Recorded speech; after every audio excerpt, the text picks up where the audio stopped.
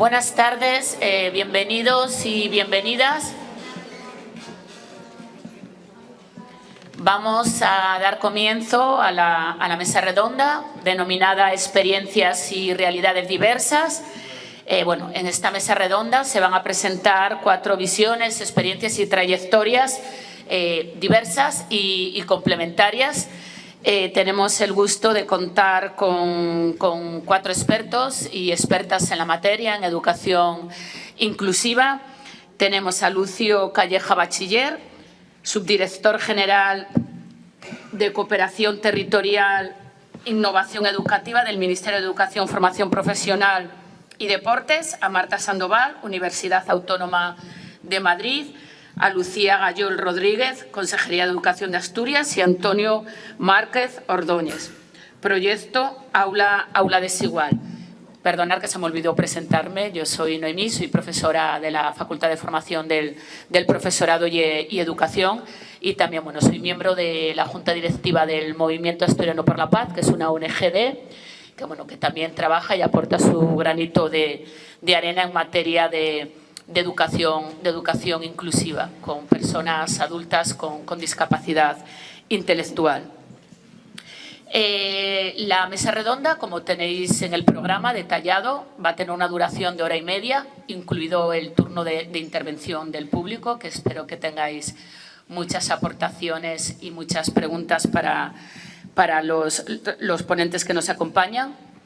En la mesa redonda vamos a trabajar, vamos a hablar sobre el escenario actual de la educación inclusiva, atendiendo a la Ley de Educación, a la LOMLOE, también el impulso que supone para la educación inclusiva el Plan Estratégico de Educación Inclusiva. Vamos también a poder contar con experiencias de codocencia, de docencia compartida, y también con propuestas, recursos y ejemplos para integrar ese diseño universal de aprendizaje dentro de situaciones de aprendizaje en el aula. Voy a presentar de forma muy breve, ya que tiene un currículum muy extenso, a Lucio, y luego le voy a dar la palabra. Las intervenciones van a tener una duración aproximada de 12-13 minutos, y si os parece bien a todos y a todas, luego al final ya podéis hacerles las preguntas que consideréis oportunas. Lucio Calleja es subdirector general de Cooperación Territorial e Innovación Educativa del Ministerio de Educación, Formación Profesional y Deportes del Gobierno de España. Ha sido subdirector general de Ordenación Académica del Ministerio y director general de Innovación Educativa y de Centros en la Consejería de Educación, Cultura y Deporte de Castilla-La Mancha. Ha participado en distintos proyectos europeos sobre educación y es especialista en el modelo curricular vinculado a la LOMLOE, del que ha sido ponente en numerosos foros. Sin más, Lucio, tienes la palabra.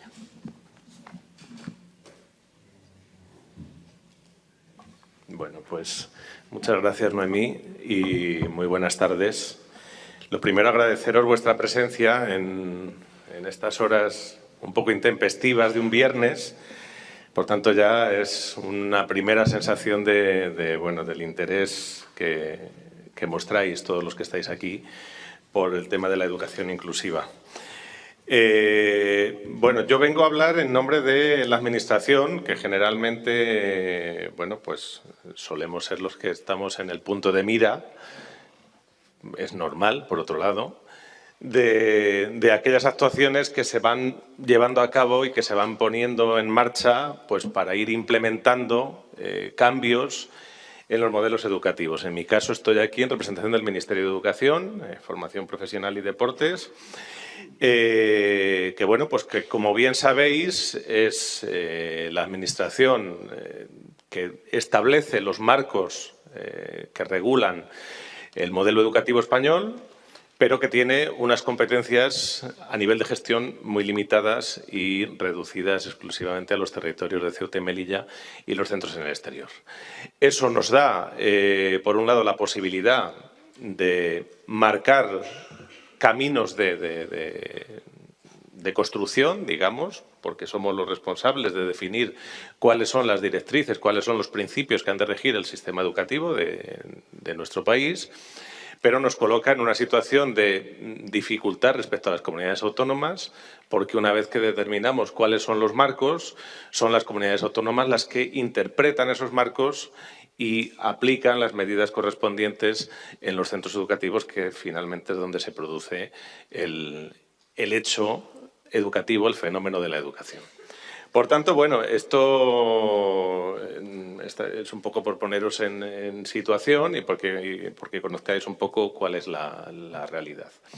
A partir de ahí, yo vengo a hablar de lo que ha sido, de lo que es mi experiencia, digamos, en cuanto a la regulación normativa, que es, y esa es otra de las cosas que quería dejar clara, la forma con la que la Administración impulsa acciones, es decir, por un lado están las ideas, las intenciones, todo lo que tiene que ver con cosas que nos gustaría hacer o que nos gustaría que se pusieran en la práctica, pero por otro lado están las dificultades que en muchos casos la Administración, porque se debe a una regulación jurídica, porque se debe a una estructura administrativa, porque se debe a una estructura también asociada a las formaciones previas, la universidad, etcétera, etcétera, pues nos permite hacer, ¿vale?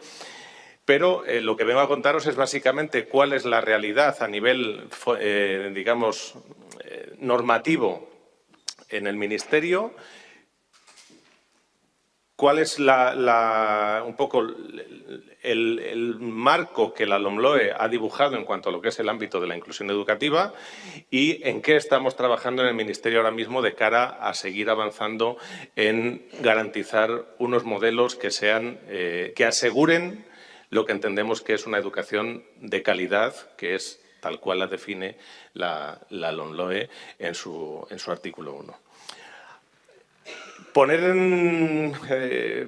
Parto de la base de que lo primero que se ha comentado esta mañana es el hecho de si la educación es un derecho fundamental o la educación inclusiva tiene que ser un derecho, tiene que ser un principio. Bueno, yo creo que esto se resume de una manera muy sencilla y es el artículo 27 de la Constitución. En el artículo 27 de la Constitución se reconoce la educación como un derecho fundamental. A partir de que reconocemos la educación como un derecho fundamental, yo creo que se acaba la discusión. No puede existir educación si no se garantiza la educación a todos aquellos que son potenciales beneficiarios o potencial personal que ha de hacer efectivo ese derecho fundamental. Por tanto, en el momento en el que no garanticemos ese acceso y ese acceso a la educación, pero no el acceso solo físico a la educación, sino el acceso a la participación y la capacidad de aprender de todos y cada uno de los ciudadanos que pasan por un sistema educativo, estamos privando de que se disfrute de ese derecho fundamental, que es el derecho a la educación.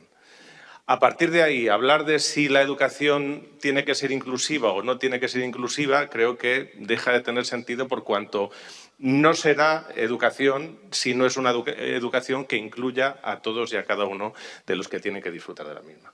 ¿De acuerdo? A partir de esa premisa, que creo que es fundamental, el hecho de que la LOMLOE reconozca la calidad, la inclusión como un principio fundamental, lo que nos lleva es a pensar que cualquier actuación que se lleve a cabo en el entorno del sistema educativo, ya sea una actuación de carácter organizativo, de carácter de dotación de recursos, de carácter metodológico, de cualquier tipo, ha de estar siempre tildada, digamos, tiene que tener siempre como objetivo, como uno de los objetivos prioritarios, el que esa actuación se produzca bajo el paraguas de la inclusión. ¿De acuerdo? Bien, la LOMLOE es verdad que hablábamos esta mañana también de leyes educativas, de la importancia que tuvo la LOCSE, de la importancia que tuvo posteriormente la LOE en cuanto a la incorporación del modelo competencial, que en el 2006 realmente no caló, pero que yo espero que en este segundo intento de 2020 vayamos progresivamente avanzando. Pero la LOMLOE yo creo que sí que tiene, hay que reconocerle algunas cuestiones que favorecen el que se produzca la educación inclusiva. Insisto, se reconoce como principio, establece la LOMLOE también la prioridad en la formación del profesorado de la inclusión, es decir, la inclusión tiene que ser una herramienta esencial en todas las estructuras formativas del profesorado a lo largo de la vida, lógicamente en el acceso previo también, pero a posteriori sin duda ninguna. Y, por otro lado, establece también la inclusión como un valor fundamental que han de tener los proyectos educativos de los centros, es decir, en la aplicación del principio de autonomía que ha de regir la actuación de los equipos directivos y de los centros educativos en su conjunto, ha de primar la cuestión de la inclusión.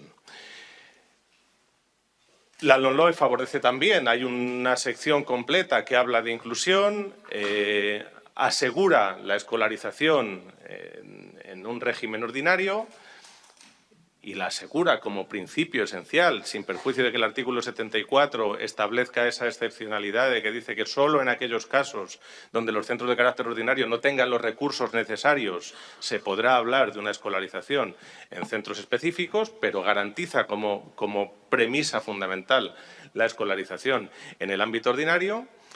Y la LOMLOE también recoge una disposición adicional, que es la disposición adicional cuarta, que es un poco el motivo por el que estamos ahora mismo inmersos en un proceso de desarrollo de un plan específico. Pues esta disposición adicional cuarta lo que insta al Gobierno, en colaboración con las administraciones autónomas, es a, en el plazo de 10 años desde su publicación, es decir, del año 2020, estamos en 2025, han pasado 5 años. No es que hayan sido 5 años perdiendo el tiempo, han sido 5 años en los que poco a poco se ha ido empezando a implementar los modelos curriculares dentro de los centros y entendimos este año que ya era ocasión de empezar a trabajar en este plan, pero, insisto, se insta a las comunidades autónomas y al Gobierno de la Nación a desarrollar un plan que asegure la existencia de los recursos necesarios en los centros ordinarios para garantizar la escolarización y la atención de los alumnos con necesidades educativas, ¿vale?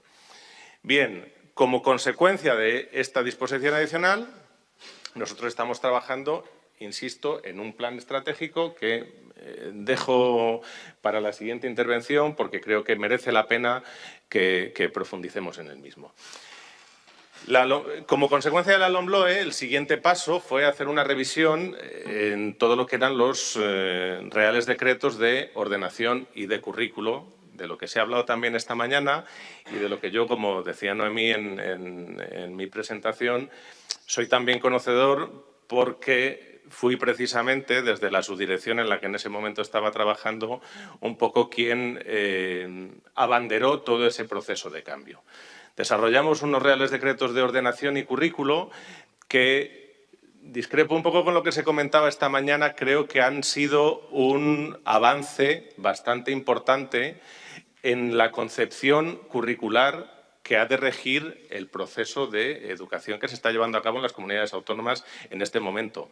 Cosa distinta es ver cuál está siendo la aplicación real, que ahí ya, en fin, podríamos abrir otro debate por lo que os decía anteriormente.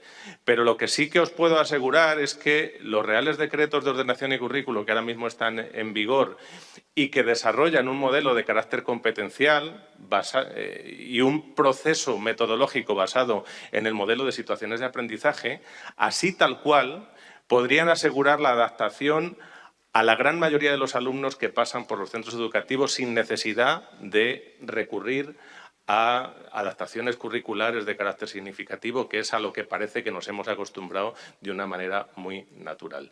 El hecho de que planteemos que los currículos son largos, yo no voy a decir si son largos o son cortos, porque es verdad que ese fue uno de los primeros objetivos que nos planteamos cuando trabajamos en el desarrollo de los reales decretos. Todo el mundo estábamos de acuerdo en que había que reducir los currículos, pero cuando nos poníamos en contacto con la gente de los diferentes sectores, todo el mundo quería que lo suyo apareciera allí lo primero. Oye, ¿y lo mío dónde está? Claro, entonces es muy difícil soplar y solver al mismo tiempo, es complicado. Yo creo que sí que se redujeron bastante los currículos. Yo creo que sobre todo se hicieron currículos que permiten desarrollar la autonomía del profesorado porque dejan al profesorado la posibilidad de que él decida qué es lo importante en cada momento. Y esto lo sabemos todos los que hemos estado en un aula. En función del grupo que tienes delante, las cosas se pueden enseñar o no y se puede llegar hasta un nivel o no. Yo siempre decía, cuando hablaba de los currículos en las múltiples ponencias que di por ahí, que no se nos podía olvidar nunca que estábamos hablando de currículos fundamentalmente de la etapa de la primaria y secundaria obligatoria, es decir, etapas por las que pasan todos los alumnos y alumnas de este país sin excepción. Y que, por tanto, no podíamos plantearnos con unos currículos que estaban regulando los contenidos básicos esenciales pretender sacar ingenieros de las aulas de cuarto de la ESO. Esa fue la primera premisa que nos planteábamos. Y, en segundo lugar, yo lo que siempre decía y siempre digo es que creo que estos currículos lo que pretenden es, a la finalización de la escolarización, sacar al mundo, a la sociedad, ciudadanos que sean capaces de desenvolverse con sus posibilidades en las condiciones del entorno en el que van a vivir. Por tanto, yo creo que ese es el planteamiento y la premisa inicial, original, que vertebra estos reales decretos de currículo, y lo que sí que creo que tenemos que cambiar, y esto se decía esta mañana, es un poco la mirada, el cómo llevamos esos currículos a las aulas, el cómo conseguimos como docentes de una vez por todas entender que lo más importante de esta vida no es que un niño conozca todas las cordilleras que tiene este país. Lo más importante de la vida es que, bueno, no sé si de la vida, pero lo más importante para un docente ha de ser que un alumno sea capaz de desarrollarse desde el punto de vista competencial para responder a las necesidades que el alumno va a tener en el entorno social en el que va a vivir. Y, por tanto, ese desarrollo competencial es el que debe convertirse, de una vez por todas, en el objetivo fundamental de los docentes que trabajan en las aulas. Para ello, habrá determinados contenidos, saberes básicos, que el cambio es verdad que a veces nos empeñamos en cambiar a las cosas los nombres, pero no siempre es por dejar huella de que se note que Lucio ha pasado por aquí, ¿no? En ocasiones es porque el cambio conceptual lleva implícito un cambio de mentalidad. Es decir, el cambiar el hecho de los contenidos por los saberes básicos es que lo que queríamos es que se entendiera que los saberes básicos son exactamente eso, saberes básicos, aquello que es absolutamente imprescindible conocer para poder responder a una situación que se nos produce y donde el alumno tiene que ser capaz de salir de manera airosa. Aquello que yo tengo que manejar para poder desarrollar una competencia. Y las competencias sí que son fundamentales. Es decir, yo pongo habitualmente este ejemplo. Para saber conducir un coche no hace falta conocer todas las piezas que lleva el coche, todas las señales de tráfico habidas y por haber. Hace falta tener una competencia, una destreza con las herramientas que uno maneja, el volante, los pedales, etcétera.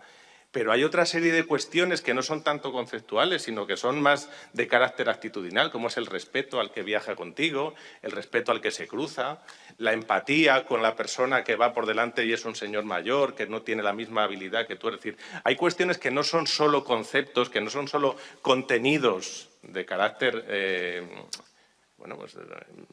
memorístico, digamos, que son tan importantes como lo que es el propio aprendizaje de cuestiones para desarrollar esa competencia. Creo que ese cambio de mirada que necesitamos a la hora de entender cómo aplicamos un currículo, que al final es el elemento esencial de la educación.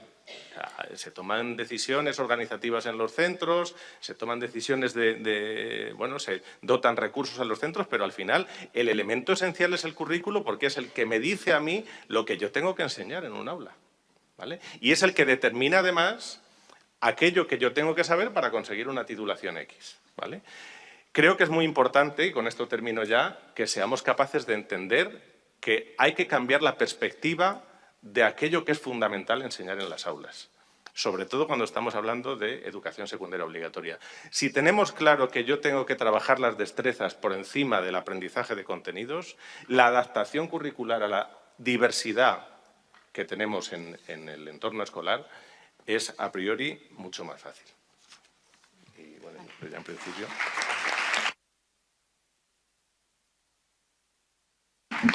Bueno, muchas gracias, Lucio, por explicar con tanta claridad los aportes de la LOMLOE en materia de educación inclusiva y por esa apuesta por el desarrollo competencial de los y las del alumnado, que yo creo que es la base, la educación equitativa, dar a cada uno lo que necesita, ¿no? Bueno, luego vamos a tener oportunidad de seguir comentando estas cuestiones. Ahora voy a dar paso a la segunda persona que va a intervenir. Su nombre es Marta Sandoval Mena, es profesora titular de la Facultad de Formación del Profesorado y Educación de la Universidad Autónoma de Madrid, coordina el grupo de investigación sobre inclusión educativa, diversidades y formación docente denominado ON Inclusión. Es consultora de la Agencia Europea para las Necesidades Educativas Especiales y el Desarrollo de la Educación Inclusiva y de la UNESCO en materia de desarrollo de educación inclusiva. Ha participado y dirigido numerosos proyectos internacionales y en la actualidad dirige el proyecto de investigación I+D+I denominado Enseñanza compartida por la inclusión, culturas, políticas y prácticas para la transformación educativa. Tienes la palabra, Marta. Muy bien, pues, muchísimas gracias, Noemí, por la presentación y, bueno, es un placer estar aquí hoy con todos vosotros y vosotras y me gustaría agradecer a Abel, a Benito y especialmente a Alejandro Rodríguez, que nos ha tratado, bueno, fenomenal. Ha sido no solamente por la invitación, sino por su cuidado y cariño. La verdad es que ha sido un regalo estar aquí compartiendo este tiempo esta mañana con vosotros y también espero que esta tarde también sea fructífera. Bueno, yo vengo a contarles la experiencia que proceden de tres estudios enmarcados en 2 proyectos de investigación y transferencia en relación a la docencia compartida.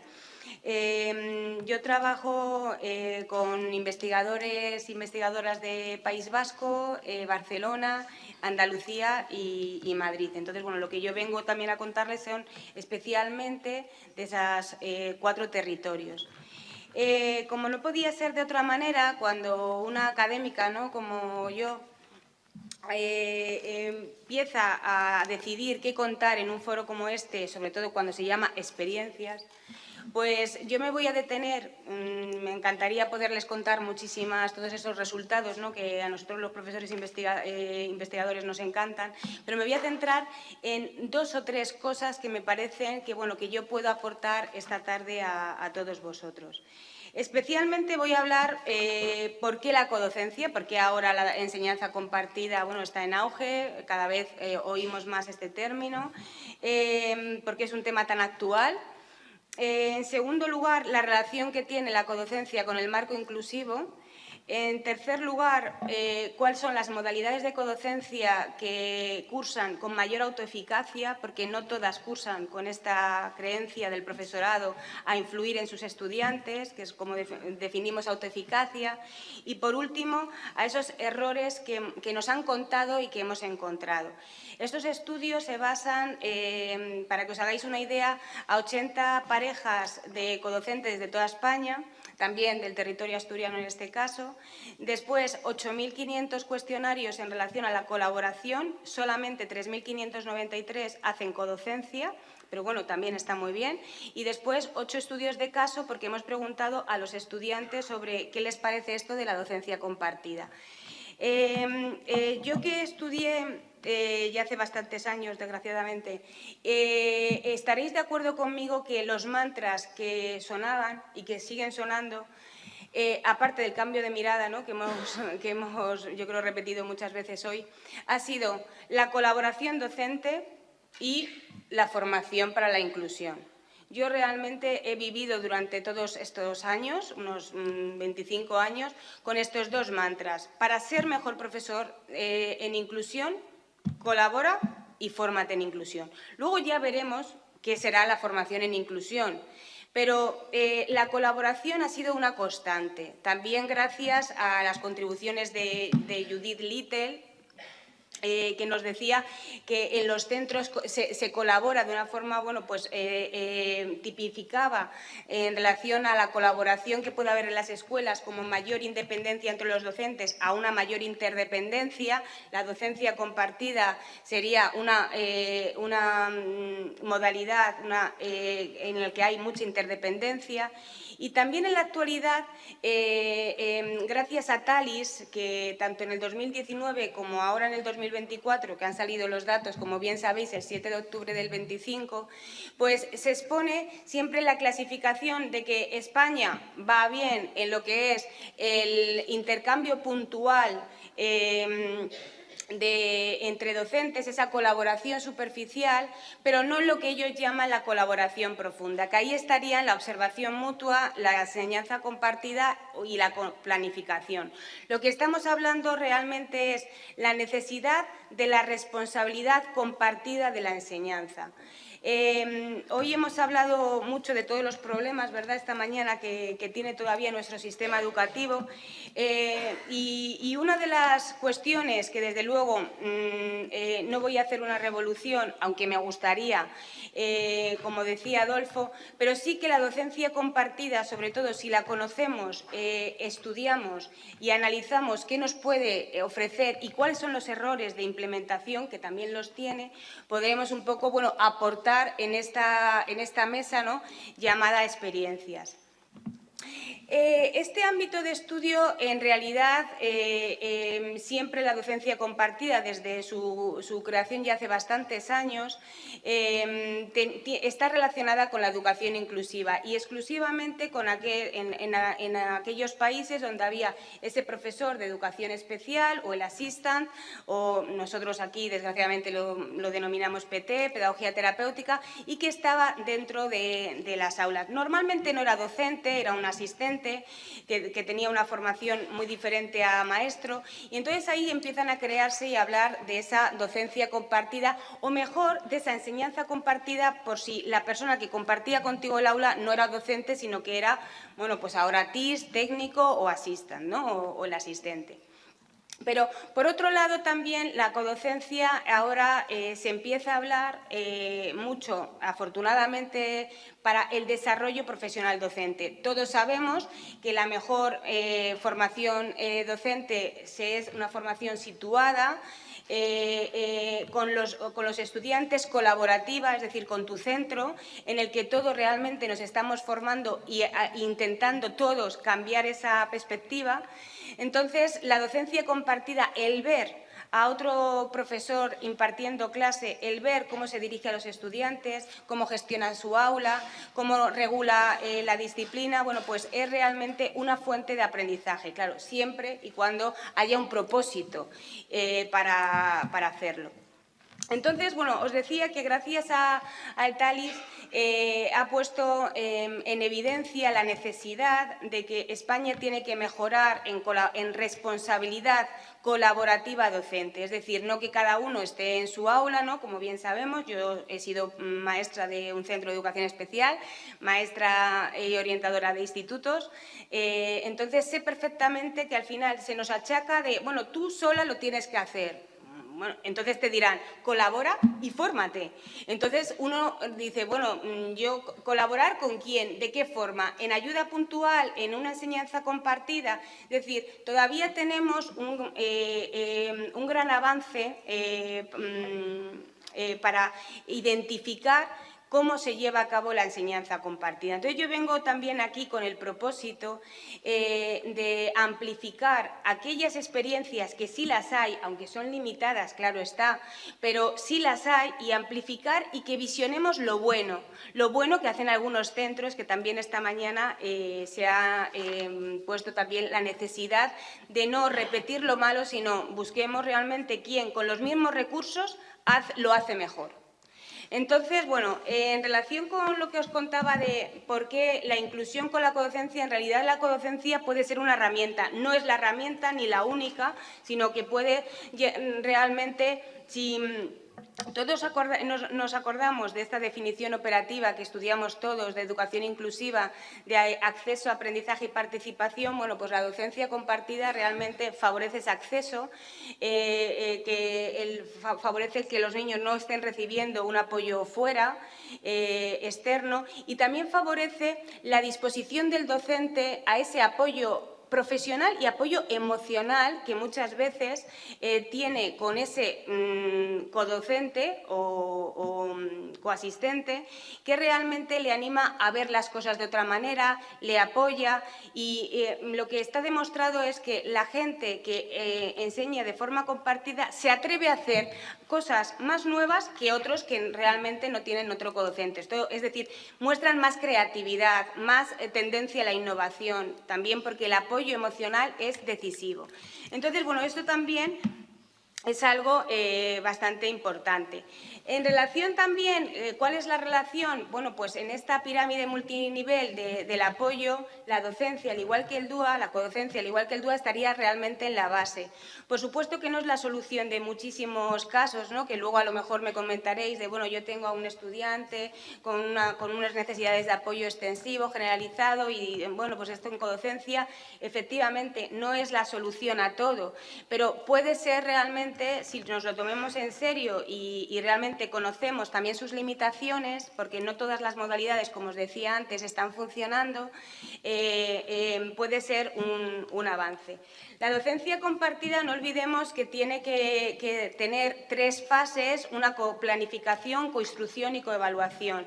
Esto, hay muchos docentes en estas visitas que hacíamos a los centros del territorio español, tanto en primaria, secundaria, que no sabían que estaban haciendo docencia compartida, unos lo llaman aula multinivel, otros prácticas conjuntas, es decir, a veces esta denominación no está clara, pero en todos ellos habría una planificación conjunta, una enseñanza conjunta y una evaluación conjunta de lo que es el transcurso del aprendizaje de los estudiantes.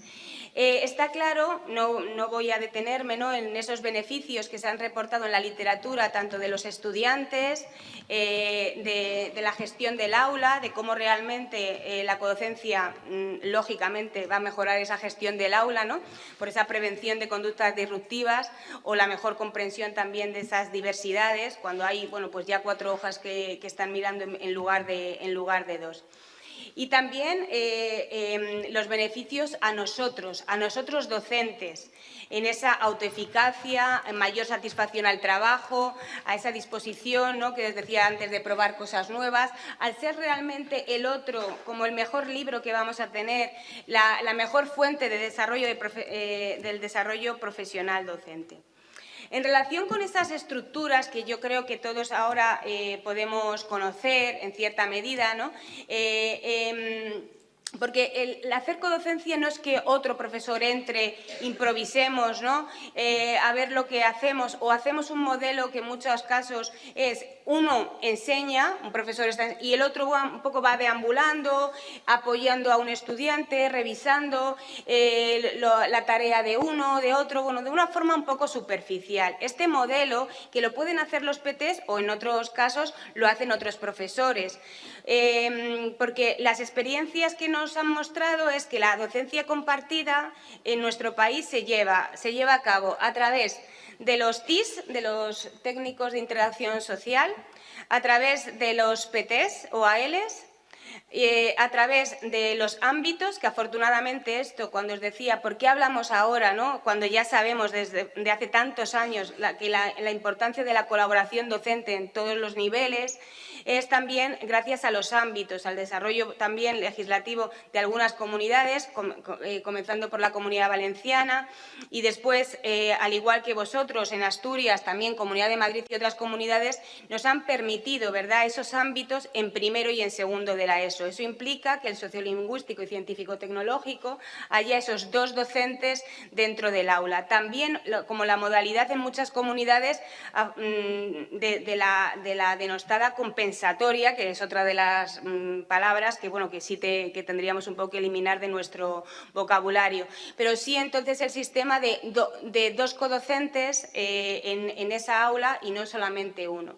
La cuestión es que de todas las modalidades que existen, tanto cuando yo me dispongo a hacer la docencia compartida con todo mi grupo, en el que o hay enseñanza en equipo, que indistintamente impartimos y nos planificamos para que los 2 docentes impartan clase, o uno enseña, otro observa, uno enseña y otro asiste, otro apoya, como en lo que es la enseñanza con la clase dividida. Yo en atención a la diversidad siempre había un profesor mío que me decía, divide y vencerás. Bueno, pues este realmente también es uno de los diría de las soluciones, ¿no? Así para nosotros maestros, que puede realmente ser eficaz, y es dividir a la clase en docencia paralela, alternativa o por estaciones, rincones, de libre disposición, de libre circulación, perdón, porque cada comunidad tiene lo denomina de una manera diferente. Y entonces eso implica que hayan esas 6 modalidades posibles. En nuestros estudios lo que ha sucedido es de esos 3.593 docentes de las 4 comunidades que señalan hacer docencia compartida a diario o 1 o 2 veces semanales, la mayor parte lo hace a través de los modelos de uno enseña y otro apoya, que puede ser, como he dicho antes, por el PT o por otro realmente docente. Por ejemplo, ahora, ¿no?, que habéis hablado bastante de PROA Plus, bueno, pues sabéis que la codocencia forma parte de una de las palancas del programa PROA, por tanto, muchos centros, no sabemos cuánto tiempo va a persistir, pero afortunadamente tienen a otros docentes, a recursos personales que anteriormente, si no estaban en este programa, pues no tenían. Entonces, bueno, lo que nos hemos dado cuenta es que la modalidad de apoyo, esta es la menos, donde el profesorado lo percibe menos autoeficaz. Y la más es la paralela y la alternativa. Es decir, estamos utilizando muchas veces modalidades de docencia compartida de forma improvisada, que pensamos realmente que tiene su eficacia. Entonces, bueno, pues hay que ver cómo no la tiene y qué dificultades hay también y cómo se tiene que hacer mejor. Bueno, ya me ha dicho mi querida Noemí que tengo que cortar. Yo simplemente, bueno, señalar que la docencia compartida, sin ser la solución ni la revolución, puede aportar, sobre todo cuando conocemos cómo llevarla a cabo. Nosotros, el grupo, ha realizado una publicación que es gratuita, la tenéis en Educastur, por eso os he puesto la dirección, y es como un libro práctico de cómo aplicar la docencia compartida. Muchas gracias.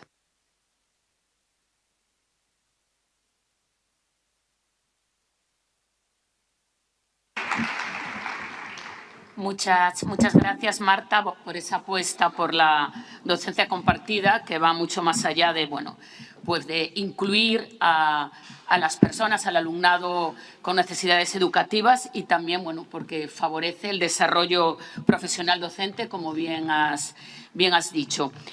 Voy a dar la palabra a nuestra tercera integrante de la mesa redonda. Se llama Lucía Gañol Rodríguez, es maestra y pedagoga, funcionaria de carrera desde el año 2009, ejerce como maestra de apoyo a la inclusión en el Colegio Público Clara Campoamor de Riaño, en Langreo, aquí en Asturias.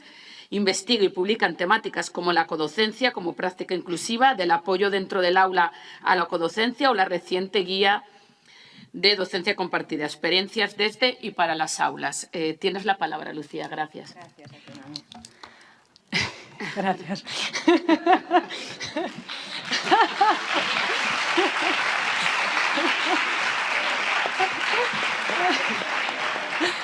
Bueno, buenas tardes. Lo primero, darle las gracias a Alejandro por la oportunidad. Desde el principio le dije que yo me siento un poco aquí como con el síndrome del impostor, rodeada entre tanta gente con tantos conocimientos y tantas investigaciones, porque realmente yo me considero una simple maestra, ¿no? Y necesito el mando. Gracias. Bueno, a mí me gustaría, para empezar, abrir un poco de boca con una historia de una antropóloga estadounidense que se llama Margaret Mead, a la que los alumnos le preguntaron cuáles eran los primeros signos de la civilización humana, ¿no? Todos esperaban que ella respondiera con cosas como, bueno, pues una vasija, un anzuelo. Sin embargo, ella respondió aludiendo a un hueso roto y reparado. Margaret les explicó a sus alumnos que cuando un animal se muere en la selva o estando, digamos, en naturaleza, pues no, cuando se rompe un fémur, pues es difícil que sobreviva, porque no tiene la capacidad para cruzar el río y beber agua o para hacerse con alimentos. De modo que ella estableció que un fémur quebrado y reparado es la primera muestra de que alguien se detuvo, lo inmovilizó y lo cuidó. Este es un poco el desafío que hoy tenemos, ¿no? El ayudar a alguien a atravesar la dificultad, para Margaret Mead es el punto de la civilización humana y debería ser nuestra inspiración como maestros. Es verdad que hace años que los maestros de apoyo nos enfrentamos a una doble paradoja que muchas veces resulta contradictoria, que es educar a todos los estudiantes sin perder de referencia las necesidades individuales de cada uno. Esta contradicción fue la que me llevó a mí en 2017 a Madrid a conocer a Marta Sandoval, que sería mi directora de tesis. Ella, con su pasión desmedida por la educación inclusiva, hizo que la mía pues, creciera de forma exponencial, ¿no? Y eso pues, ha marcado de alguna manera poco a poco mi camino. De este encuentro pues, han surgido cosas muy interesantes. Un artículo al que ella aludió del apoyo dentro del aula a la codocencia, en la que analizamos con profesionales, en este caso de EPT, de Madrid y de Asturias, cuáles eran sus prácticas de apoyo. Hubo una muestra de unos 100 profesionales y en este estudio, a través de grupos focales, nos encontramos con conclusiones como que todos los profesionales creían en la necesidad de utilizar prácticas educativas como el apoyo dentro del aula, pero todos coincidían en que tenían escasa formación para llevarla a cabo de forma efectiva. También coincidían en la necesidad de contar con las voces de los otros protagonistas de la codocencia, que muchas veces olvidamos, que esto no solo atañe a los profesionales de apoyo, también atañe a los tutores y las tutoras. Y también aludían a cosas que aseguraban el éxito del apoyo, como la estabilidad laboral del profesorado de apoyo en los centros educativos o que el equipo directivo tuviera una conciencia inclusiva. A la par de este trabajo un poco más personal, mi camino por desentrañar, ¿no?, esta madeja, que es el rol del PT, desde un apoyo fuera del aula a un apoyo dentro del aula, a una verdadera codocencia o docencia compartida, nace también de la experiencia de mi cole, ¿no? Una escuela que yo creo que es una escuela que aprende, el Colegio Clara Campoamor de Riaño. Hace años que mis compañeras que están aquí y yo teníamos la inquietud de encontrar una práctica docente que de verdad respondiera a las necesidades de nuestro alumnado vulnerable en su mayor porcentaje. Le dimos muchas vueltas a cómo focalizar el apoyo para que de verdad fuera funcional y diera respuesta a una diversidad pues, grande, porque es un colegio que está en un centro, pues, es un contexto de privado, en un polígono, con bueno, una alta población diversa, ¿no? Teníamos mucho trabajo, desde luego, por delante. Lo primero que intentamos delimitar era si en Asturias deberíamos hacer codocencia, ¿no? La respuesta la encontramos en la circular de inicio de curso y se aludió varias veces a la normativa. Sí es cierto que en nuestra normativa desde hace años aparece el trabajo en docencia compartida como respuesta educativa al alumnado más vulnerable. También es cierto que las leyes por sí solas no hacen inclusión. Realmente este modelo de intervención requiere de un proceso mucho más transformador. Lo primero que nosotras intentamos fue establecer un marco teórico, ¿no? Es decir, aprender sobre codocencia. Lo primero era diferenciar si el apoyo dentro del aula y la codocencia eran lo mismo.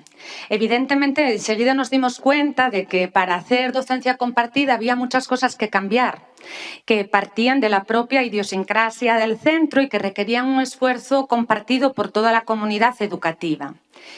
¿Qué hicimos? Bueno, pues buscamos referentes. Esos referentes los encontramos en guías como el Index, que nos sirvió para hacer un análisis más profundo de nuestra realidad educativa. Hicimos un cuestionario en forums que dirigimos a toda la comunidad educativa para que ellos expusieran a través de sus voces cómo valoraban los apoyos que proporcionábamos desde el centro. Familias, alumnado, profesorado. Marta apuntaba antes que el PROA Plus a nosotras también nos dio un marco de intervención más claro en cuanto a que incluye una actividad palanca, la 260, sobre docencia compartida, y a nosotros nos permitió desarrollar un proyecto de centro en esta línea. Tuvimos que implementar cambios a nivel organizativo. Es evidente que para hacer codocencia necesitamos organizar los horarios desde otra perspectiva. También que requerimos o necesitamos un plan de formación de centro en el que la docencia compartida sea una piedra angular y no un elemento más, que sea lo transversal. Modificar los documentos de centro para que sus cimientos sean suficientemente inclusivos y ello nos lleve a una práctica, bueno, naturalmente inclusiva. Deshacernos de las aulas de apoyo como recursos especiales y configurarlas como más un recurso espacial. Y una cuestión que a mí me parece importante, que fue determinar la figura del cotutor, que a nosotras creo que nos ayudó mucho en la implementación de esta práctica. El hecho de que todos los tutores tuvieran una figura de referencia que hacía el apoyo más o menos de forma estable en el mismo aula y con el que había una coordinación mayor, ¿no? Con esto se rentabilizaban los recursos y los tiempos. Evidentemente, también tuvimos que implementar cambios metodológicos, cosas que ya trabajábamos, pero a las que tuvimos que dar mayor empaque. Estaciones de aprendizaje, plan de formación de centro, un consejo infantil, que aquí está una de las creadoras, ¿no?, que nos permitió darle voz a los alumnos, que a veces son los grandes olvidados de este tipo de prácticas, pero que necesitamos también saber cuál es su sentir cuando participan en estos modelos de intervención. Cambios curriculares, como planificar una eliminación de barreras a nivel de centro a través de la señalización o eliminación de barreras cognitivas, o aplicación del diseño universal para el aprendizaje. Y la guía de la que nos hablaba Marta, pues nos ayudó a dar como el empujón final, ¿no? Marta nos hablaba de los modelos de codocencia desde una perspectiva teórica. Pues aquí puedo ilustrar lo que nosotras hicimos en relación a esa guía a nivel más visual, ¿no? Estos modelos de los que Marta hablaba, pues nosotras los pusimos en práctica para ilustrar la guía y evidentemente nos sirvió para aprender. Y luego poder, bueno, enseñarnos unos a otros. Ahí los vemos, un docente enseña, otro apoya o observa, o enseñanza en equipo, modelos en agrupamientos más pequeños dentro del aula o con 2 grupos simultáneamente con 2 profesores en enseñanza paralela, o la docencia por estaciones. Desde luego que no quiere pasar. La docencia compartida, yo insisto que después de esta práctica, ¿no?, que tengo que enseñar así de forma como muy rápida, tiene muchas exigencias. Hoy hemos hablado muchas veces de las cosas que nos faltan. A mí no me gustaría incidir en esto, porque bueno, yo creo que en eso estamos todos de acuerdo. Sabemos que faltan tiempos, que faltan espacios, que para hacerla es necesario pues tener habilidades comunicativas, capacidad colaborativa, pero yo me quedo siempre con la parte humana, ¿no? El hecho de que yo también creo que para llevar a cabo este tipo de prácticas tiene que haber en nosotros un componente de creatividad, de ilusión y de ganas por llevarlo a la práctica. Haciendo una práctica con los alumnos sobre qué beneficios ellos veían de la presencia de 2 profesores en el aula, extraje esta foto, que es una prueba más de lo que hicimos, que bueno, puede resultar anecdótica, pero que nos puede servir para hacer un análisis más profundo. Fijaros, la mayor parte de los alumnos de segundo de primaria estimaban que la presencia de 2 profesores en el aula reportaba muchísimos más beneficios que inconvenientes. Los beneficios iban en relación a que ellos recibían más ayuda, a que trabajaban más, a que las tareas estaban más repartidas, y algo que es muy común es que cuando hay 2 profes en el aula trabajamos en equipo. Que yo creo que es un poco la clave, ¿no? Que la presencia de más de un profesor en el aula nos permite incorporar metodologías más activas que responden a la diversidad de todos. Por contra, pues hubo 2 alumnos que dijeron que había más ruido, que probablemente eso también va unido al trabajo en equipo, pero sintiéndolo mucho, a veces pasa.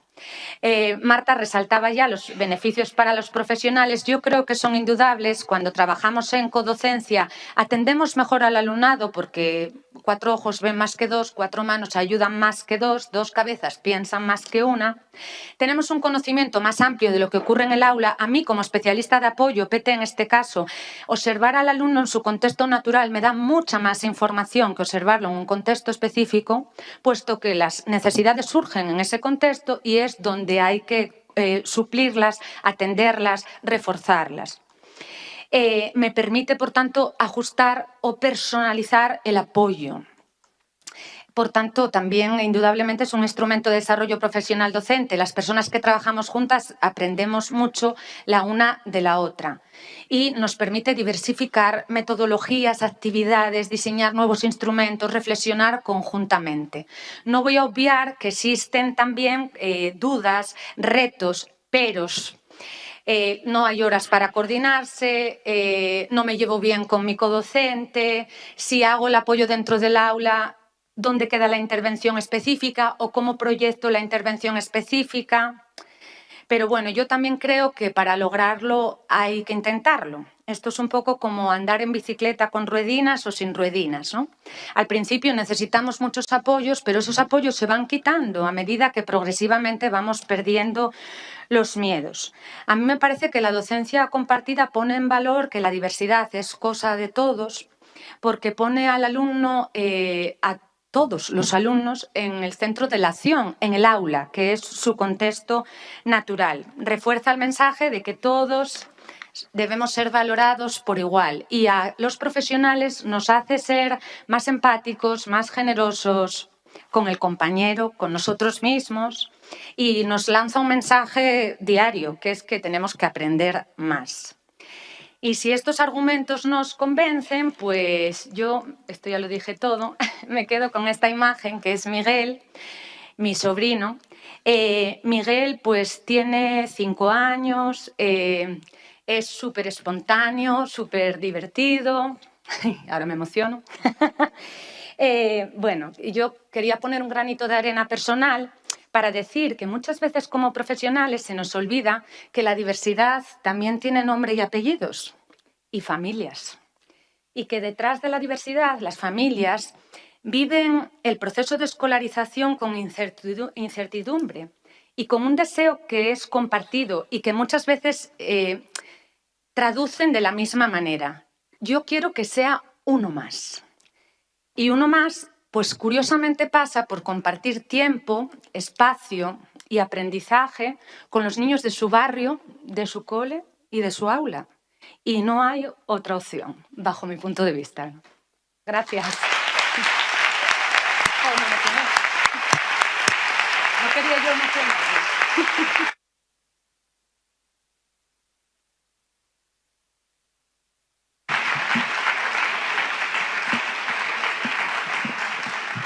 Gracias, Lucía, por contarnos tu experiencia en coeducación y los beneficios que aporta tanto al profesorado como al alumnado, por abrirnos tu corazón y emocionarte, que es algo maravilloso. Y bueno, también por esas pinceladas que has dado de la necesidad que muchos profesores tienen de formarse para la coeducación. No es que a lo mejor ellos no quieran, es que también muchas veces pues falta formación y por apostar también por la estabilidad del profesorado de apoyo, los PT, los AELs. Tendremos luego oportunidad de seguir hablando. Vamos a dar paso a nuestro último ponente, Antonio Márquez Ordóñez, maestro de Pedagogía Inclusiva de la Junta de Andalucía, aunque actualmente está en excedencia. Dirige el proyecto Aula Desigual, dedicado a la formación y asesoramiento a centros, docentes e instituciones en materia de inclusión y pedagogía. Es autor de numerosas publicaciones, pero destacamos la Rueda del DUA, recogida por la UNESCO como material de interés para la atención a la diversidad. Famoso su blog personal denominado Si es por el maestro, nunca aprendo, y en el que reflexiona sobre cuestiones relacionadas con la TIC, la inclusión educativa, la educación. Y tienes la palabra, Antonio. Bueno, muchas gracias. Buenas tardes a todos y a todas. Muchas gracias, Alejandro, por supuesto, por invitarme a este evento tan maravilloso, con personalidades y gente que sabe tanto, como ha dicho Lucía. Y bueno, hace ya tiempo que empezamos a trabajar juntos para el desarrollo del marco de la inclusión de las pruebas de diagnóstico y pruebas generales del sistema educativo junto con José Luis. Y esto nos ha llevado a estar aquí y de virtualizarnos, así que muchísimas gracias. Bueno, yo voy a contaros un poquito la experiencia que tuve dentro de la Junta de Andalucía.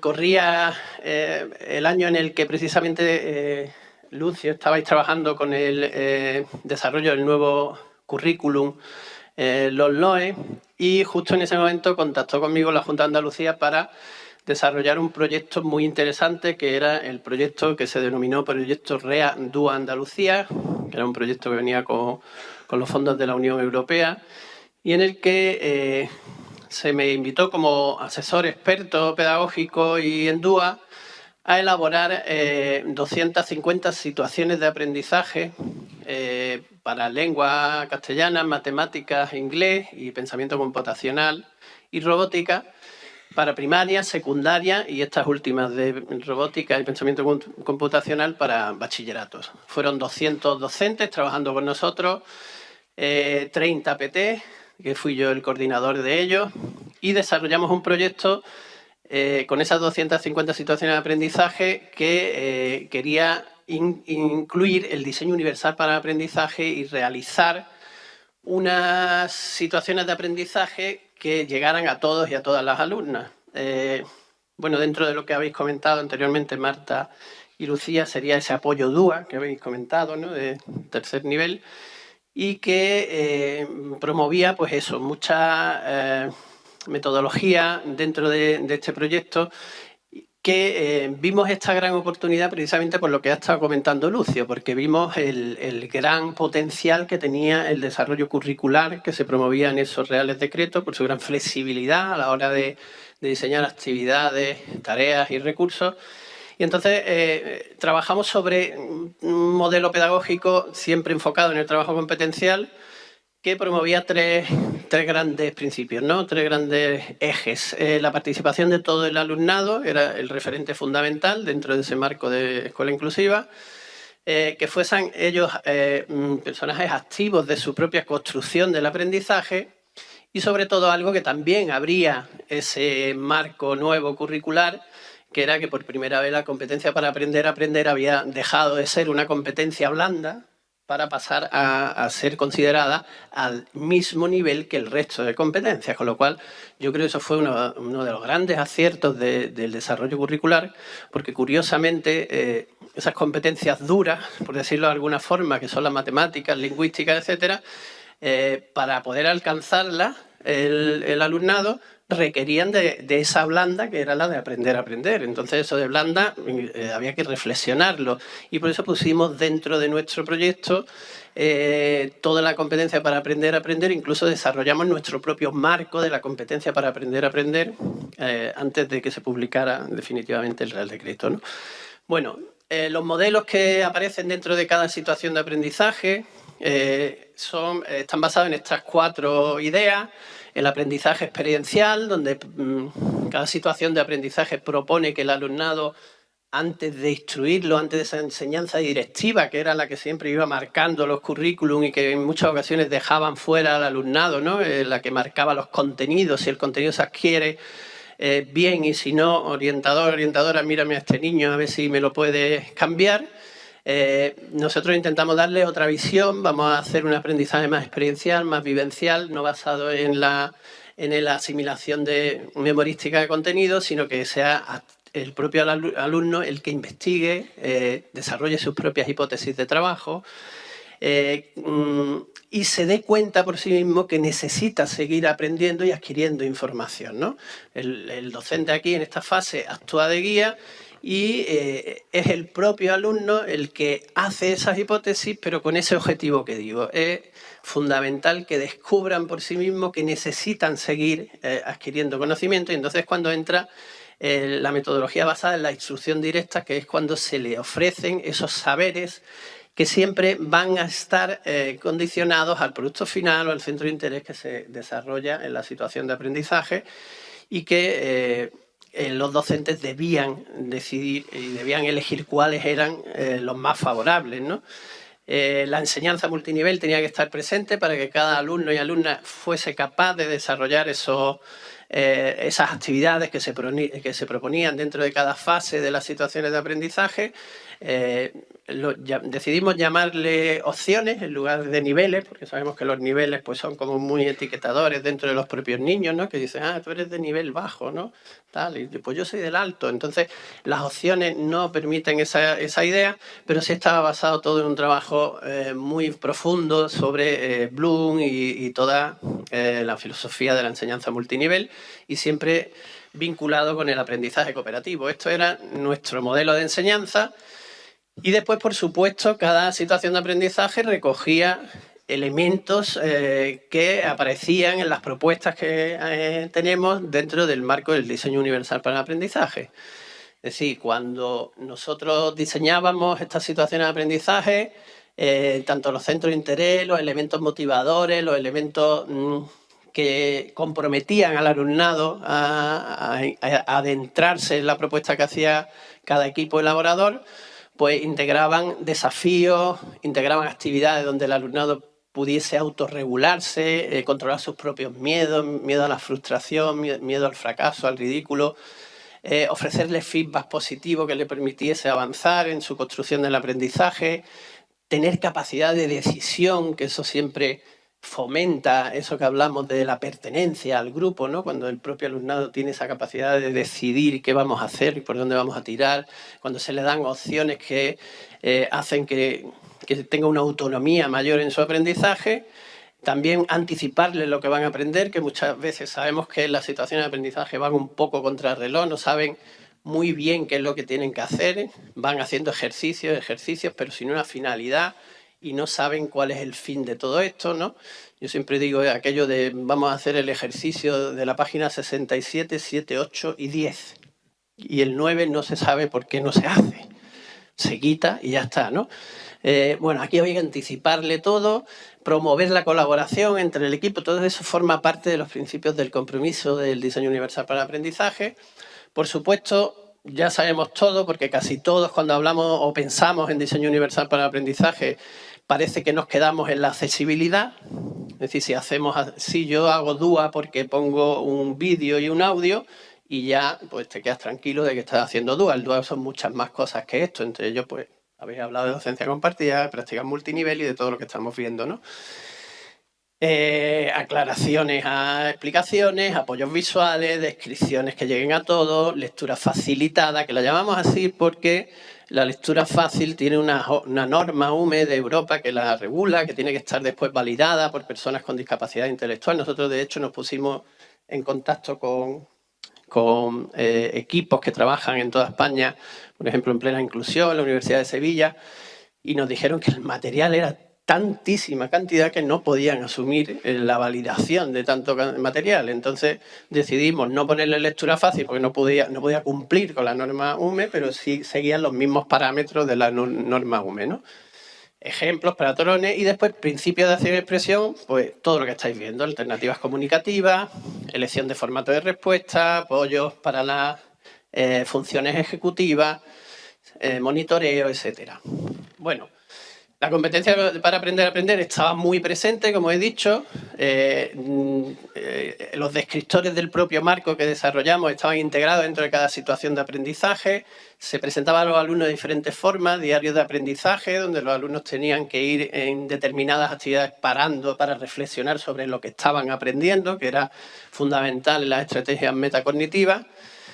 Había una serie de personajes en el modelo donde el alumno pinchaba y le ofrecía una ayuda alternativa, y toda esta ayuda y todos estos personajes estaban basados en diferentes directrices del DUA, apoyo emocional, apoyo en funciones ejecutivas, apoyo de conexión con la realidad, decía ya hasta 5 personajes en el DUA, y después hicimos una guía propia para enseñar al alumnado estrategias de aprendizaje basadas en las funciones ejecutivas. Aquello que sabemos que le decimos a un alumno, subráyame lo más importante del texto y te viene con todo subrayado, ¿no?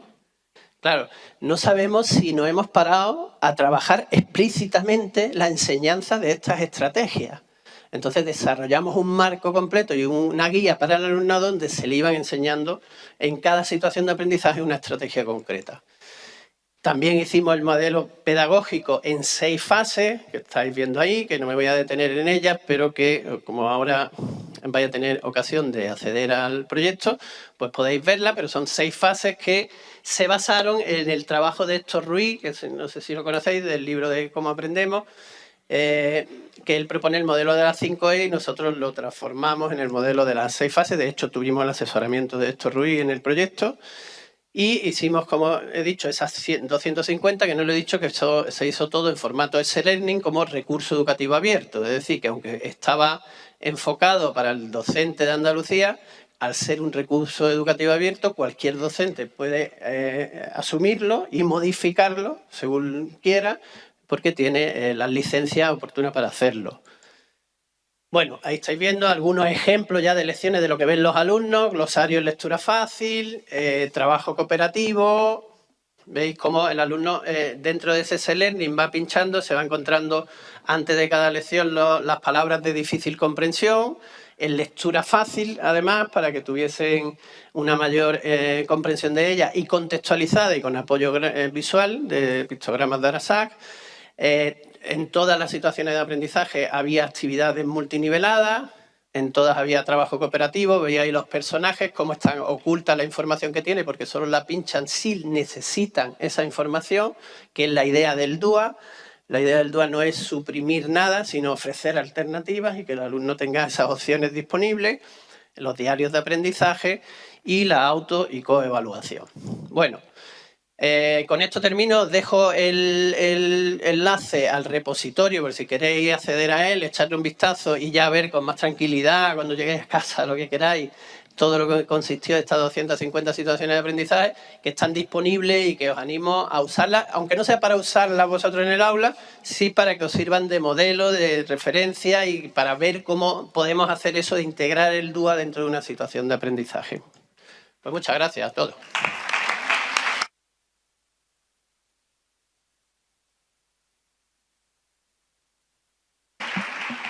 Muchas gracias, Antonio. Gracias por mostrarnos cómo incluir el DUA en situaciones de aprendizaje dentro de un marco pedagógico basado en el trabajo competencial y en aprender a aprender.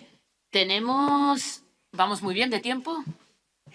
Tenemos 15 minutos para que el público se anime a hacer algún tipo de pregunta, sugerencia, intervención. Recordaros que hemos hablado un poco de la LOMLOE y de cómo la LOMLOE pretende favorecer esa educación inclusiva y que el alumno, en la medida de lo posible, esté escolarizado en centros ordinarios, cómo la docencia compartida o la codocencia es una de las medidas estrellas para favorecer esa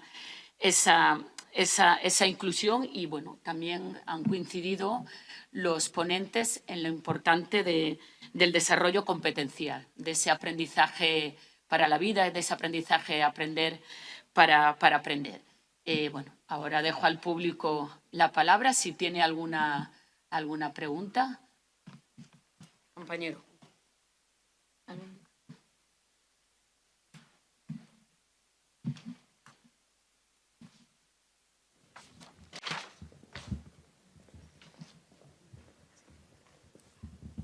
Muchas gracias. Yo, por supuesto, quiero felicitar a los ponentes porque me han parecido temas interesantísimos. Comparto tu emoción. Yo también, yo tengo 2 sobrinos con síndrome de Down y a mí el solo hecho de que estemos aquí hablando de esta cuestión, cosa que hace muchos años a lo mejor ni se planteaba, educación inclusiva, pues la verdad es que a mí también me emociona. Me parece que solo eso ya es digno de ser ensalzado. Y son temas que en principio son muy ajenos a mi actividad profesional cotidiana y sin embargo me parecen interesantísimos y me ha parecido sumamente enriquecedora. Pero no me resisto, a propósito de la intervención de Lucio, a hacer un muy pequeño comentario.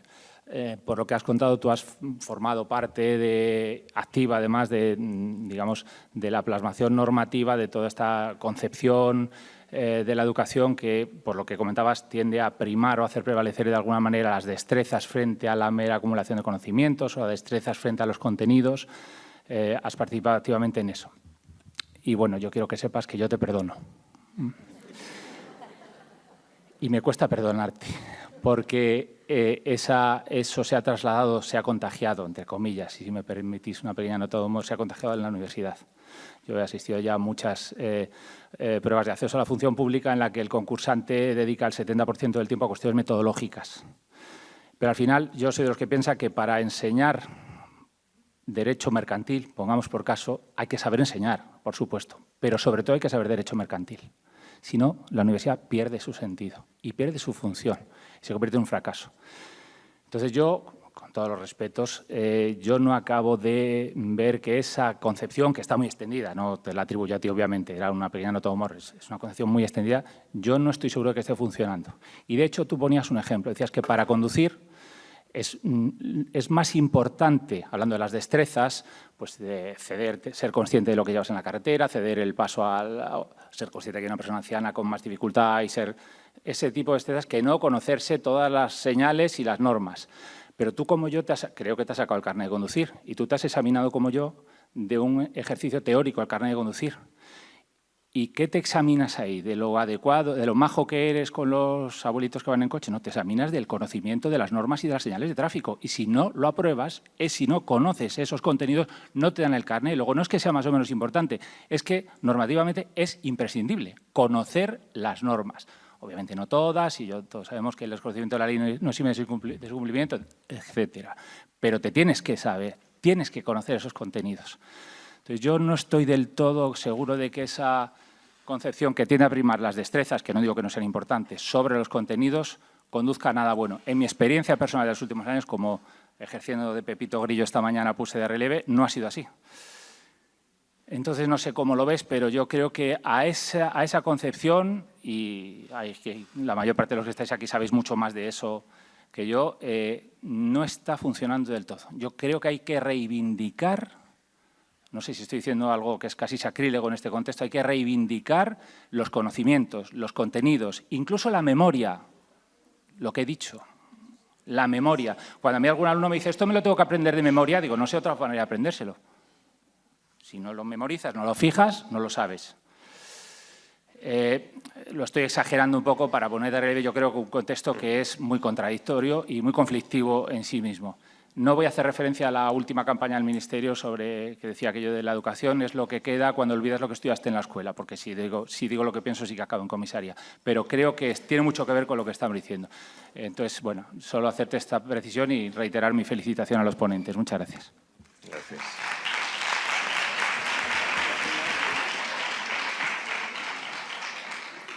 Bueno, pues yo brevemente te contesto y hilo un poco con la segunda parte, que yo pensaba que íbamos a tener una segunda intervención, pero bueno, ya añado un poco las breves pinceladas de la segunda cuestión que me dejé sin tocar antes. Me voy mucho más tranquilo con tu perdón, eso sí, ya vaya por delante. A ver, yo creo que tenemos que ser muy conscientes de que hay diferentes niveles en el aprendizaje. Y claro que es importante, cuando uno está dando clase de Derecho Mercantil, saber Derecho Mercantil. Pero seguramente, cuando uno está trabajando en un contexto de un alumnado diverso, de niños de 7, de 8, de 10 años, probablemente lo más importante no es lo que aprenden y que lo aprendan en el momento en el que el docente decide que lo tienen que aprender, sea cual sea el motivo por el que se aprende, sino que creo que es muy importante tener en cuenta otras circunstancias que favorecen el aprendizaje. Y es que los niños con 8 años no aprenden a la misma velocidad todos. Necesitan un estímulo. Cuando tú estás matriculado en cuarto de Derecho y estás estudiando Derecho Mercantil o Derecho Procesal, sabes lo que quieres. Cuando estás estudiando en un aula con 10 años, no sabes lo que quieres. Cuando yo he tenido a mi hija delante haciendo integrales, yo haciendo el currículo, y me viene y me dice, papá, yo estoy aquí con esto, digo, ¿tú sabes para lo que vale? Yo no, pero a mí este señor me ha dicho que haga integrales y yo las voy a hacer. Claro, ahí es donde voy, y ahí es donde creo que tenemos que tener muy en cuenta a los docentes, cuando estamos trabajando, insisto, en enseñanza obligatoria, que el alumno tiene que aprender con una intencionalidad, con un interés. porque si no estamos privándole del impulso hacia el aprendizaje y estamos condenándolo a que no sea capaz de llegar a aprender derecho mercantil en el momento en el que, claro que los conocimientos de derecho mercantil los tienes que tener. Yo no estoy en contra ni mucho menos de la memoria ni del aprendizaje de contenidos. Son necesarios, son relevantes. Uno, para sacarse el carnet de conducir, tienes que pasar por un examen, no porque sea requisito imprescindible para conducir, sino porque la Dirección General de Tráfico ha determinado que ese es el procedimiento para conducir. O sea, podríamos conducir sin tener el carnet, y de hecho hay gente que conduce sin tener el carnet y tiene destreza. O sea, que eso es un procedimiento que se ha determinado administrativamente, ¿vale? Y, en fin. Y luego yo creo que lo único que quería dejar de manifiesto es que este modelo curricular, este formato de aprendizaje en contexto, que al final es lo que tratamos de promocionar, favorece la inclusión. Favorece la inclusión y permite experiencias del estilo de las que hemos visto aquí esta tarde. Esta mañana hablaba, y ya enlazo con la siguiente cuestión, que es la segunda parte en la que yo creo que el Ministerio estamos ahora mismo poniendo mucho hincapié, y es en el desarrollo del Plan Estratégico para la Educación Inclusiva, que es esa obligación que nos ha puesto la LOMLOE sobre las espaldas a los administradores, y es que queremos determinar que este concepto de inclusión, que todos más o menos tenemos claro que, hombre, que cuando tienes a gente delante le tienes que atender, se entiende de muy diversas formas, y lo que el Ministerio ahora mismo con las comunidades autónomas está pretendiendo es que, además de que el currículo favorezca esa inclusión, haya otras cuestiones en el entorno escolar, familiar, que también apoyen la inclusión. Y este plan estratégico lo que va a pretender es crear un consenso, y es lo que estamos buscando con las administraciones, familias, entidades del tercer sector, etcétera, para al menos determinar una concepción generalizada de lo que entendemos por inclusión. La inclusión se puede garantizar desde un punto de vista normativo, la implementación después por las comunidades autónomas es diversa, y lo que pretendemos con este marco, que esperamos que sea un marco de consenso, que se apruebe en conferencia sectorial por parte de todos los representantes políticos de las comunidades autónomas, es precisamente eso, determinar un idioma común que sea aplicado de manera más o menos generalizada en todas las comunidades autónomas, y que no haya alumnos que por el hecho de nacer en Oviedo estén mejor atendidos desde el punto de vista de la inclusión que el que nace en Navalcarnero o nace en Ayamonte. Entonces, en eso estamos trabajando. Lógicamente, este plan estratégico deberá ir acompañado, que también estamos en ello ya, en determinar planes de acción concretos, porque hay medidas que hay que poner en la práctica, porque somos conscientes de que los recursos son necesarios. Claro, la codocencia exige recursos, es incuestionable. No siempre los recursos son el quid de la cuestión. A mí me ha encantado esta mañana las intervenciones de Rosa precisamente por eso, porque en ningún momento ha hablado de más recursos. Siempre se ha hablado de más destreza a la hora de trabajar. Es decir, el cómo aborda uno el procedimiento, el cómo se enfrenta uno a un aula, yo creo que es tan importante como la propia regulación normativa o la propia dotación de recursos. Y no siempre más es mejor.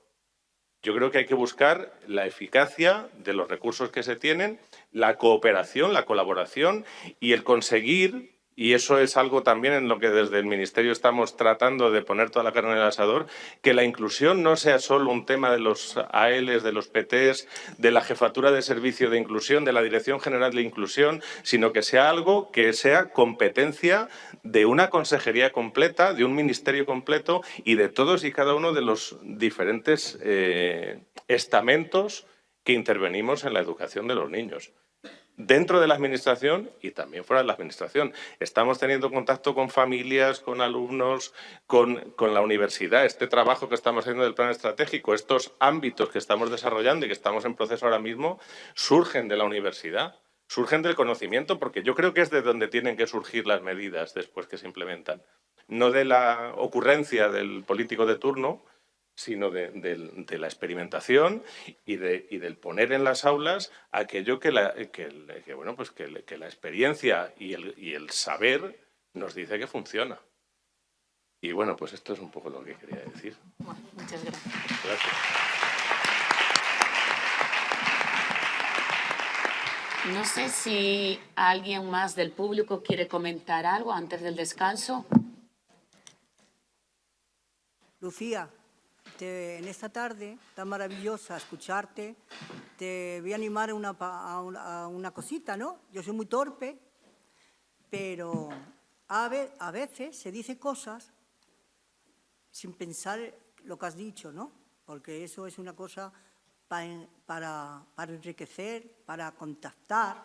Lo siento por el Señor. Voy a ver si puedo perdonar yo en esta tarde a la gente que nos han estado discriminando 600 años, que llevamos aquí en España, que la Unión Europea nos los han concedido como una fiesta muy grande, y yo donde he trabajado, me llamo Adela, perdone, de la Asociación Gitana de Gijón, llevo 27 años de presidenta luchando por la educación.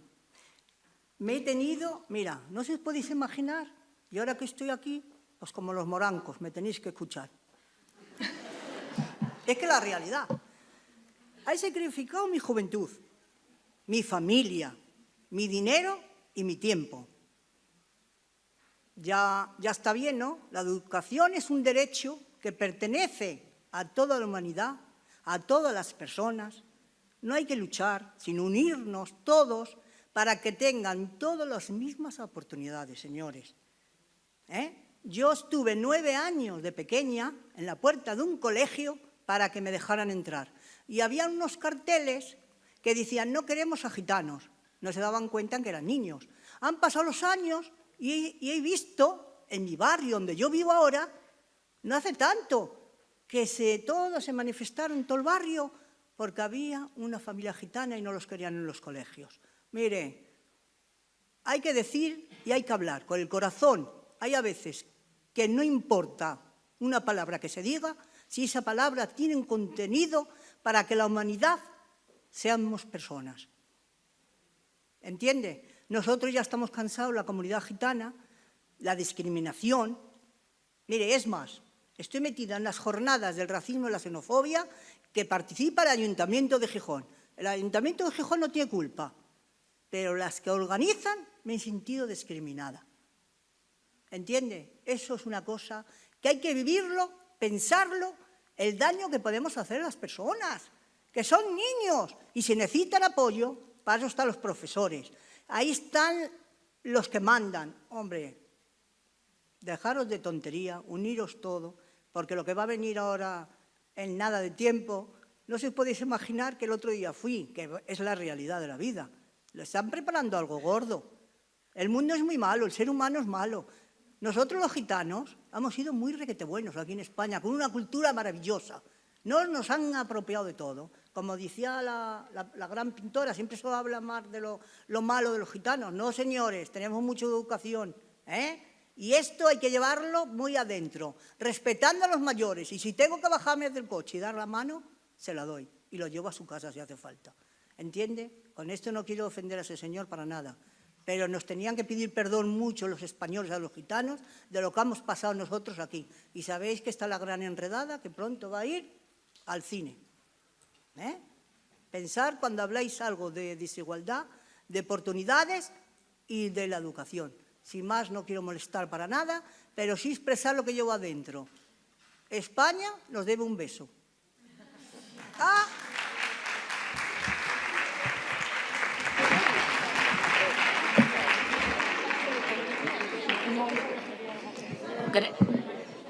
Ya no hay tiempo, lo siento.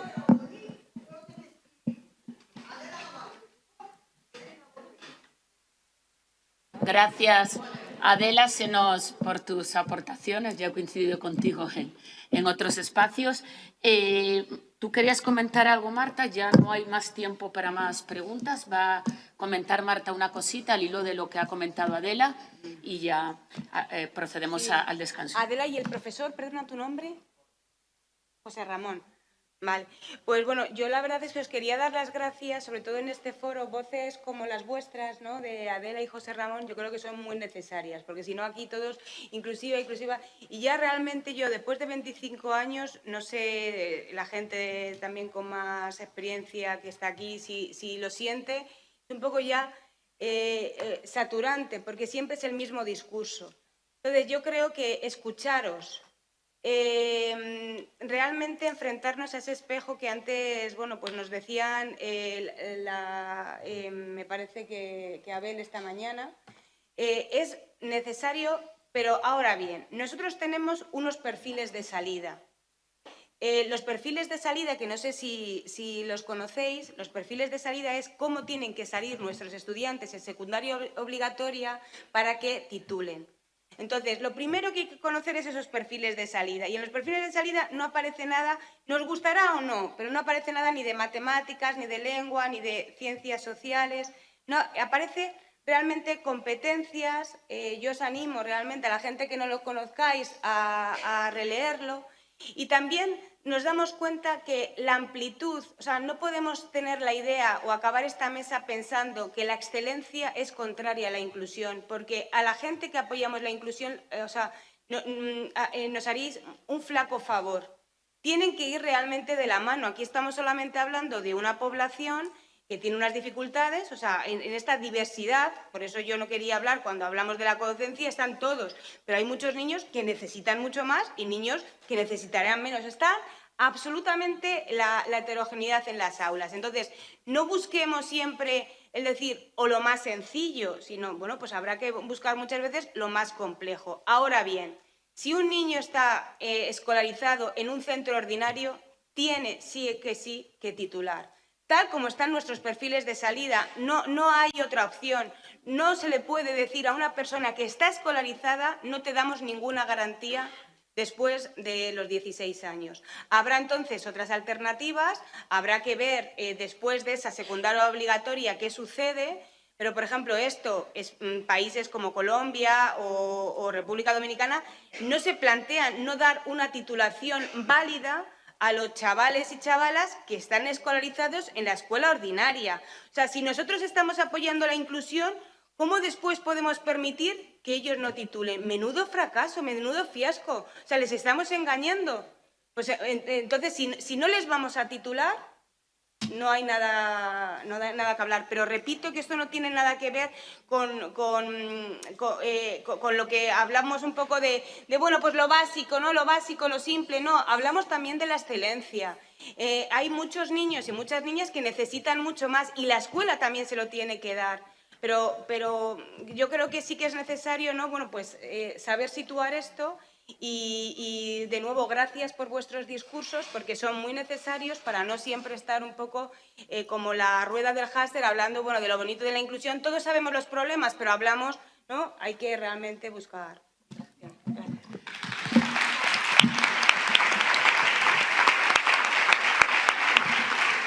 Bueno, agradecer a Lucio, a Marta, a Lucía y a Antonio por la exposición. Yo me quedo con la frase de Marta, que me ha encantado, que la excelencia no es contraria a la inclusión. Vamos a hacer un descanso. Recordar que retomamos a las 6 de la tarde. Rogamos puntualidad. Muchas gracias a todos y a todas.